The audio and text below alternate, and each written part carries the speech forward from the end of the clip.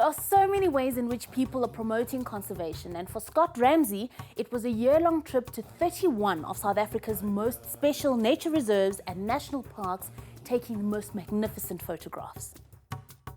Scott, you're also fresh from having been awarded the SAB Environmental Media Award for Photography. Thanks so much for joining us. Tell us a little bit about A Year in the Wild.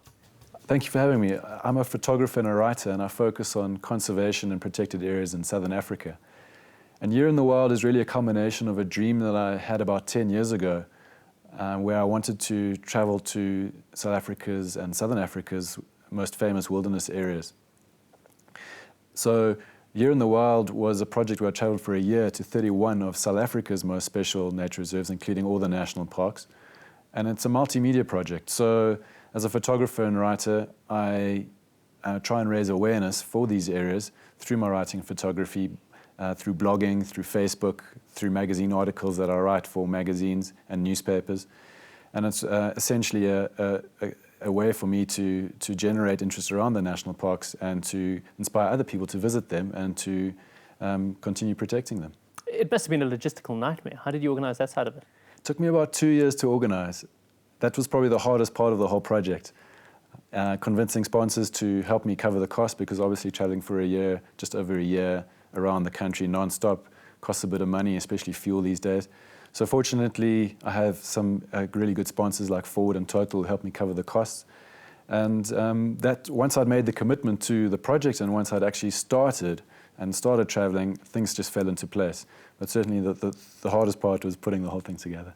What conservation issues were you able to identify as you traveled around the country? Mining was always a constant issue. A place like Umkambati Nature Reserve on the Wild Coast, or even the Richtersveld National Park in Mapungubwe. There's definitely a balance there which needs to be found between mining and conservation. Poaching and snaring and pressure from communities. A lot of these national parks and nature reserves are in very economically poor areas, and so the people there are under a lot of pressure to put food on the table. So understandably, poaching is quite bad in certain areas, and so is snaring, yeah. You obviously went to all the national parks. How did you choose which provincial parks you went to? I did a lot of reading and research, and first biggest criteria was size. Generally, the bigger the conservation area, the more pristine it is and the more wilderness feeling it's got.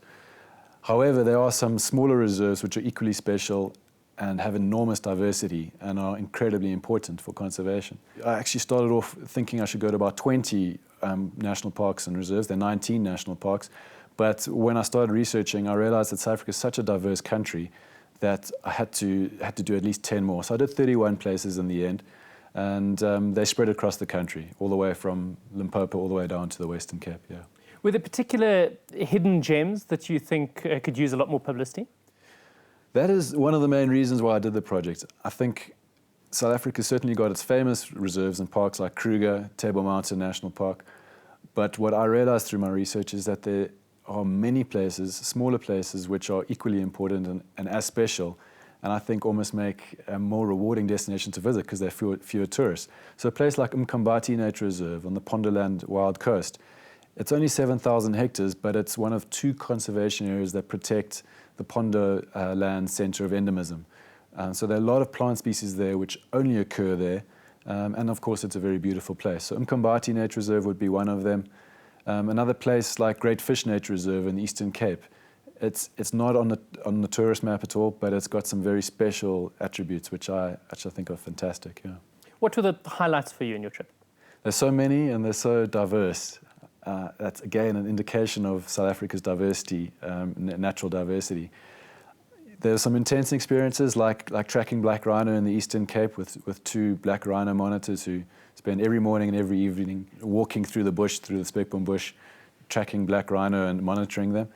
Then walking up to about 20 meters of a male lion in Kruger with a ranger there was quite intense. But then on the other side of things, a place like Mapungubwe National Park, getting Cedric Sechtlako, who's a guide there, to explain South Africa's oldest formal civilization to me, I found fascinating as well.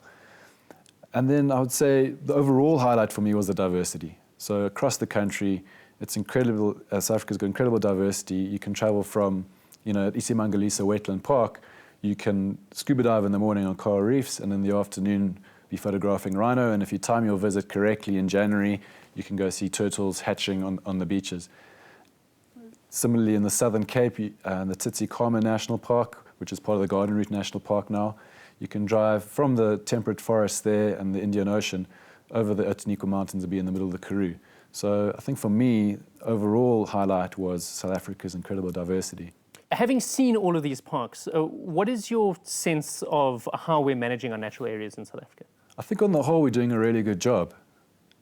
It's not perfect, but I think South Africa can be very proud of their national parks and provincial organizations which look after these areas.